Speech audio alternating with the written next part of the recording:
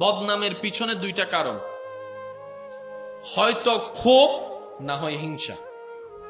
কয়টা কারণ বলেছি? যে বদনাম সম্পর্কে, গীবত সম্পর্কে আল্লাহ তাআলা কোরআনে বলছেন ওয়াইলুল লিকুল্লি হুমাযাতিল লুমাযা, যে জিহ্বার অপব্যবহারের কারণে আমি, আপনি, আপনারা, আমরা সবাই হাসরের ময়দানে কঠিন বাজা বেজে যাব। যে গুনাহ এত মারাত্মক কিন্তু আপনার আমার কাছে কোনো গুনাহ মনে হয় না, সেই গীবতের প্রধান দুইটা কারণ, হয়তো হিংসার কারণে কেউ আপনাকে গীবত করে, আপনার গীবত করে, আর না হয় আপনার প্রতি রাগ ক্ষোভের কারণে করে। তো যেভাবে করুক, লস তার যে গীবত করে, লাভ হবে তার যার জন্য গীবত করা হয়। সে গীবত করে আপনার গুনাহ টেনে নিচ্ছে, নিজের সওয়াব আপনাকে দিয়ে দিচ্ছে। বলেন না সুবহানাল্লাহ। আল্লাহ তাআলা আমাদের সবাইকে জবান হেফাজত করে চলার তৌফিক দান করুন। যদিও ছোট্ট একটা জিহ্বা, কিন্তু বড় বড় কাজ এই জিহ্বাই করে ফেলে। অনেক সময় বড় শরীরওয়ালাকেও স্ট্রোক করে ফেলে দিতে পারে এই জিহ্বা। একটু জোরে বলেন না। সাজানো গোছানো সংসার পরিবারও এই 3 ইঞ্চি 1 ইঞ্চি 2 ইঞ্চি জিহ্বার কারণে। বলেন একটু। অনেক ভালোবাসার সম্পর্ক শেষ হয়ে যাচ্ছে এই জিহ্বার অপব্যবহারের কারণে। আল্লাহ তাআলা আমাদের সবাইকে এই জিহ্বাকে সেভাবে চালার তৌফিক দান করুক, যেভাবে চললে বললে রব্বুল আলামিন আমাদের উপর খুশি হবে। আল্লাহ যেন আমাদেরকে সে দয়া করেন, বলি আমিন। কষ্ট হচ্ছে না তবে আপনাদের? মাশাআল্লাহ। একটু শব্দগুলোকে নোট করবেন, বুঝার চেষ্টা করি আমরা সবাই, কারণ বুঝলে কঠিন জিনিসও সহজ। আর যদি না বুঝে বাড়াবাড়ি করি, ঘাটতারামি করি, ওই কথায় আছে, কোনো কিছু যখন জালে আটকায় যায়, সে ছুটার চেষ্টা করতে গিয়ে ডানে বামে মোচড় মেরে আরো বেশি ফেঁসে পড়ে যায়। একটু জোরে বলি। পকেটে রাখা হেডফোনের তার যখন পেঁচিয়ে যায়, রাগ করে ছিঁড়তে চাইলে, টানতে খুলতে চাইলে এক পর্যায়ে সেটা ছিঁড়ে যায়। সেজন্য জীবনে যখনই দেখবেন জালের মতো পেঁচে পড়ে গিয়েছেন, অস্থির হয়ে, অধৈর্য হয়ে চিল্লাফাল্লা করে লাফালাফি করিয়েন না, ঝামেলা আরো বেড়ে যাবে। তখন উচিত হচ্ছে স্থির হয়ে বসা, ধৈর্য ধরে বসা, ঠান্ডা মাথায় বসা, আর রবের দরবারে ভিক্ষুক হয়ে দয়ার জন্য আশাবাদী হয়ে থাকা। সুবহানাল্লাহ। রব্বুল আলামিন দেখবেন হাজার বড় কঠিন বিপদ থেকেও আপনাকে বাঁচার এমন সূক্ষ্ম রাস্তা করে দিবে, বের হয়ে আপনি নিজে অবাক হয়ে বলবেন, বের হলাম কেমনে, বাঁচলাম কেমনে? তখন আপনার মন বলবে, আছে তো একজন আমার মালিক। সবাই ভুলে গেল, মালিক তো গোলামের কথা মনেই রাখে। বলেন না সুবহান। আল্লাহ তাআলা বলছেন, লা ইন শাকারতু, হে আমার বান্দাগণ, আমি যাকে যতটুক যা দিই, হয় না? আরো জোরে। রব্বুল আলামিন বলছেন, লা ইন শাকারতুম, যদি, হে আমার বান্দা, আমি যখন যাকে যতটুক দিই, সে ততটুক পেয়ে আফসোস না করে, কারো সাথে নিজেকে কম্পেয়ার না করে, আমি রবের দরবারে খুশি মনে মাথা ঝুঁকিয়ে সিজদা দিয়ে শুকরিয়া করে,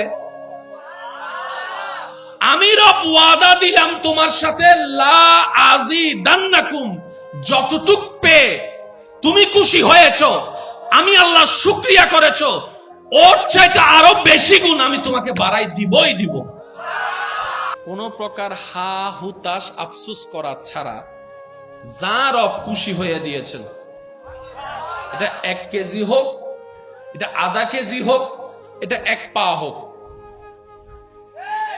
যতটুক রব খুশি হয়ে দিয়েছেন, এটা পেয়ে সর্বপ্রথম রবের দরবারে খুশি মনে আলহামদুলিল্লাহ বলা, এটাই হচ্ছে তাদের কাজ যারা চায় বারুক। ওয়াদাকার, জোরে বলে ওয়াদাকার কোন? আল্লাহ, যিনি ওয়াদা ভঙ্গ করে, যার ভান্ডারে কমতি বলে কোন শব্দ, যিনি দিতে কিপটামিও করে, ওই আল্লাহ ওয়াদা করছেন তুই কর শুকরিয়া। কেমনে বাড়াবো সেটা আমি রবের ব্যাপার। এর পরের অংশটা একটু দেখেন, ওয়ালা ইন কাফারতুম, আমার নিয়ামত পেয়ে যদি তুই আবার হা হুতাশ করস, আফসোস করস, অন্যের সাথে কম্পেয়ার করে তুই যদি আমায় রবের উপর নাশুকরিয়া করস, তাহলে মনে রাখিস বান্দা, ইন্না আযাবি লাশাদীদ, তোর জন্য আমি রবের পক্ষ থেকে দুনিয়া, কবরে, আখেরাতে, ভিতরে, বাহিরে, সকাল, দুপুর, সন্ধ্যা, রাত, বিকালে, গভীর রাতে আমি রবের পক্ষ থেকে তোর জন্য আযাব ছাড়া আর কিছুই হবে না, আযাব ছাড়া আর কিছুই হবে না। আর আমি যখন তোর উপর নারাজ হয়ে আযাব দেওয়া শুরু করব, এসির রুমের ভিতর থেকেও তুই শান্তি পাবি না। এই প্যাঁচটা একটু বুঝার দরকার আমাদের। আমি যখন তোর উপর নারাজ হওয়া শুরু করব, তুই শান্তির ভিতরে থেকেও শান্তি পাবি না। আর আমি রব যখন খুশি হওয়া শুরু করব, তুই আগুনের ভিতরে পড়েও শান্তিতে থাকতে পারবি, যেভাবে আমি রব ইব্রাহিম নবীকে আগুনের ভিতরে রেখেও শান্তির মধ্যে রেখেছিলাম। ফাঁকে ফাঁকে মন থেকে খাবারের দিকে তাকায়, একবার শুকরিয়া করবেন, আলহামদুলিল্লাহ ইয়া রব, তোমার বড় দয়া, কত লক্ষ মানুষ না খেয়ে আছে, তুমি আমার সামনে খাবারটুকু তো এনে দিয়েছো। সুবহানাল্লাহ। যার শুকরিয়ার লেভেল জীবনে যত হাই, তার সুখের শান্তির লেভেলও তত হাই। আর একটু জোরে বলি,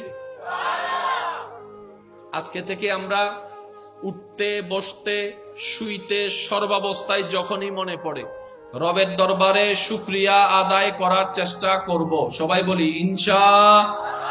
আরো জোরে বলি ইনশাআল্লাহ। এই পর্যন্ত আল্লাহ আপনাকে আমাকে যা কিছু দিয়েছেন, কিছু পাওয়ার ন্যূনতম যোগ্যতা কি আমাদের কারো আছে? যা দিয়েছেন রব দয়া করে দিয়েছেন। চলেন আজকের এই মাহফিল থেকে একবার খুশি মনে একবার রবের দরবারে শুকরিয়া করি, গোলামের হাজিরা দেওয়ার চেষ্টা করি। যার জীবনে যত দুঃখ আছে পিছনে ফেলে একবার খুশি মনে বলেন আলহামদুলিল্লাহ। আরেকটু মহাব্বতের আওয়াজে এমন ভাবে বলেন, আওয়াজটা মুখে আসার আগে যেন আপনার অন্তরে কম্পিত হয়, রবের দরবারে যেন মাথা ঝুঁকে যায়, অন্তরের দিল ঝুঁকে যায়। এইভাবে একবার বলেন আলহামদুলিল্লাহ। আমাদের কোনো আফসোস, আমাদের কোনো হতাশা, আমাদের কোনো চাওয়া পাওয়া, রব্বুল আলামিন দয়া করে যা দিয়েছেন সেটার উপরে আলহামদুলিল্লাহ। মন থেকে বলতে পেরেছি ইনশাআল্লাহ। একটু আরেকটু জোরে বলি ইনশাআল্লাহ।